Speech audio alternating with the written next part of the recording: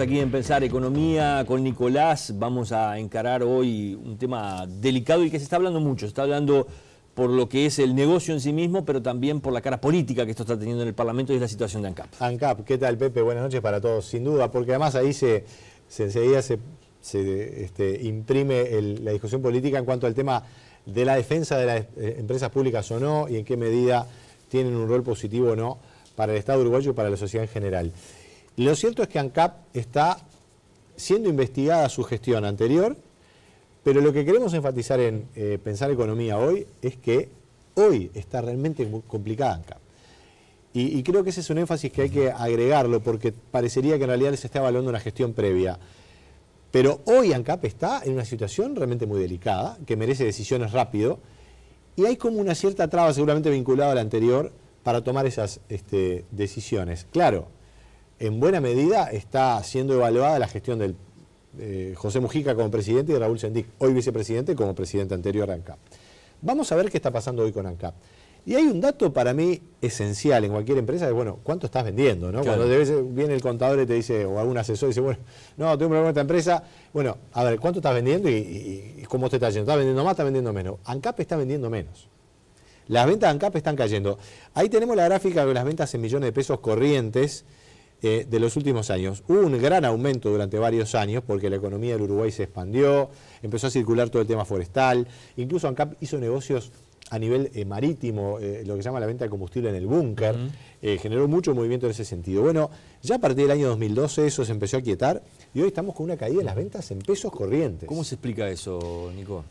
La economía, que evidentemente que está... La desaceleración. Sí, desaceleración. En realidad cuando algo cae no es que esté desacelerando, que está retrocediendo, ¿no? Pero vamos a ponerle desaceleración. Vamos a una cosa, Pepe, vamos a dejar de hablar de desaceleración, porque es una palabra más media rara. La sacamos está frenando. Ahí está, la economía está frenando. ¿Viste? Cuando vos llegás al semáforo y decís, bueno, voy frenando. Ahora, si podés seguir con la marcha, con el freno puesto y medio ahí a media marcha, o podés frenar del todo. Ojalá que no pase eso. Pero eso es un factor. Y el otro es el contrabando. Argentina y Brasil están con precios muy bajos, sobre todo ahora Brasil, Argentina no tanto. Y entra contrabando de gasoil realmente muy intenso y eso obviamente le saca litros al negocio de ANCAP y ahí tenemos la caída.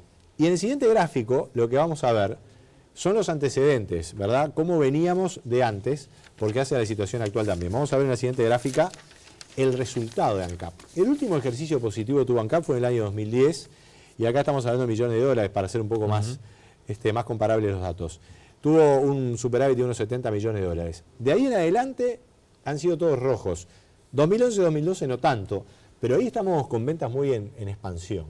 Cuando la cosa se empezó a complicar y además ANCAP incurrió en alto nivel de endeudamiento en dólares, y ahí está el kit de la cuestión, lo empezó a generar ese endeudamiento en dólares justo cuando el dólar empezó a subir.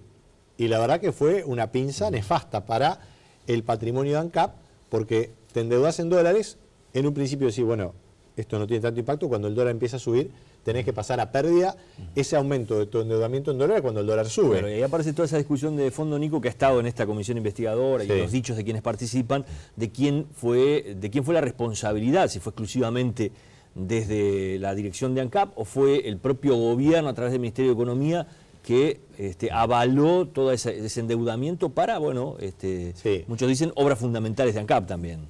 Sí, yo te diría que la respuesta es sencilla, ahí la responsabilidad de ANCAP, no cabe la menor duda.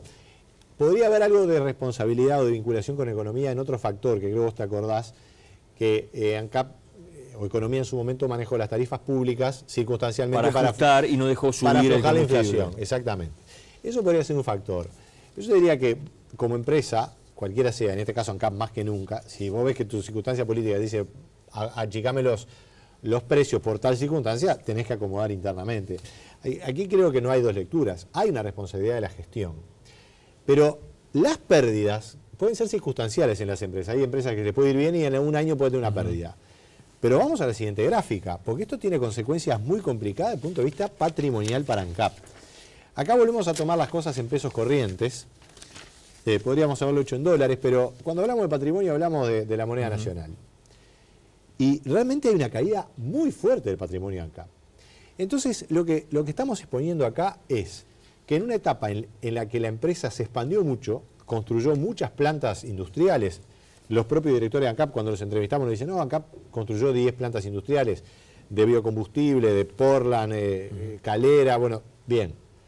Eso se hizo con un endeudamiento. Parte de eso fue el endeudamiento con Venezuela, que ahora se canceló. Pero es solo una parte. El endeudamiento en dólares de ANCAP superó en su momento los 1.300 millones de dólares.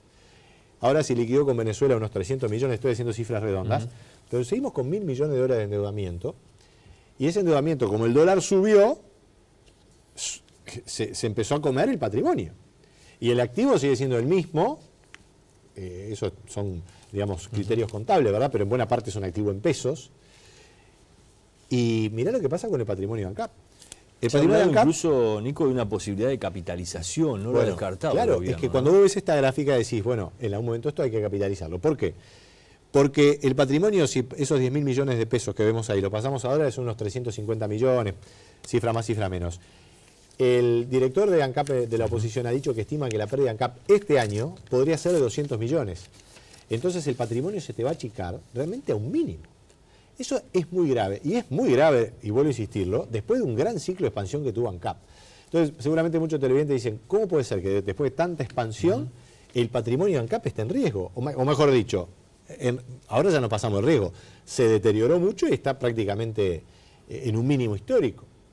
Es realmente grave la situación, es la principal empresa del Uruguay, la principal empresa pública, ni hablar, y a todas luces hubo una decisión equivocada en aumentar tanto el endeudamiento en dólares. Uruguay quedó muy expuesto. Justamente cuando economía, en lo que es la deuda pública, intentaba ir por el camino opuesto. ¿Y cómo está hoy ANCAP? Vamos al cuadro, porque ahí vamos a ver, tomando los datos del Ministerio de Economía, cómo evolucionan las variables. Decíamos, las ventas, y aquí hemos, digamos, peinado los datos de efectos circunstanciales, porque hay algunas ventas circunstanciales y hay algunos efectos financieros de la cancelación de la deuda con Venezuela.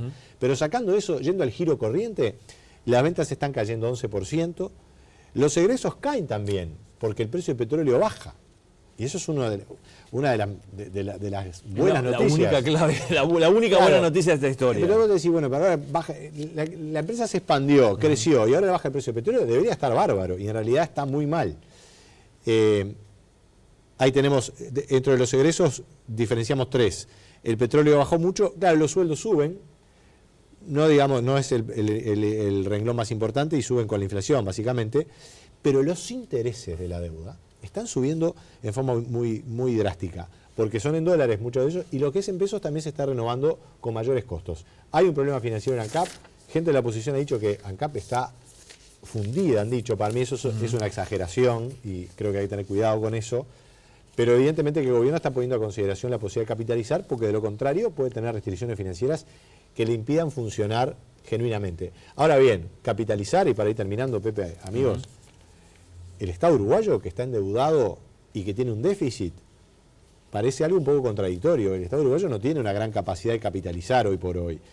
Seguramente tendrá que hacerlo, y en parte para que ANCAP pueda seguir funcionando, pero es una situación muy crítica. Bien, hablemos un poquito, ¿te parece, en el cierre del tema regasificadora, que está hoy por hoy congelado? ¿Regasificadora sí o regasificadora no?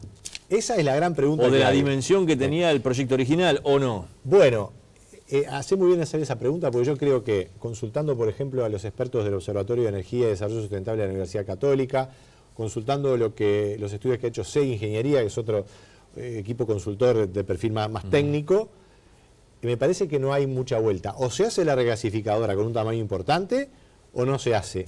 ¿Por qué? Porque si la haces más chica, igual tenés que hacer todo el trabajo del puerto, que es muy oneroso, y es el mismo. Ahí no hay escala. Es como es como si te hicieras un tremendo garage y ponemos el fitito, Pepe, no tiene mucho sentido. Sí. El garage es grande y metés algo grande. Esto es lo mismo.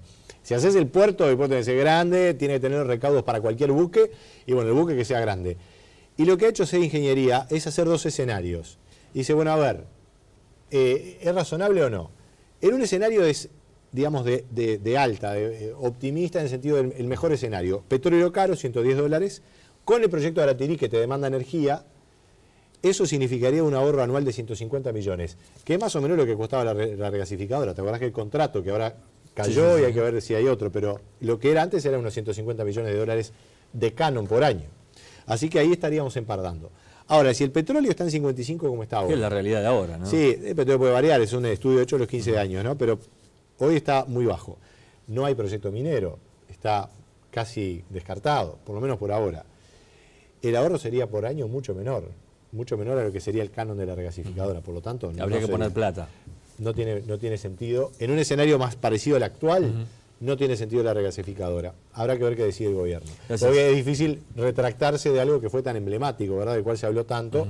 Y además muchos trabajadores tienen esperanza de y hay un gasoducto construido además para esto, ¿no? Hay un gasoducto construido, debe ser el cuarto o quinto gasoducto que hacemos sin mucha utilidad, Pepe. Va a haber que poner un tranvía, algo sí, para usarlo. usarlo. En fin, veremos qué pasa. Gracias, Nico. Nos reencontramos la semana que viene en Pensar Economía. Los esperamos.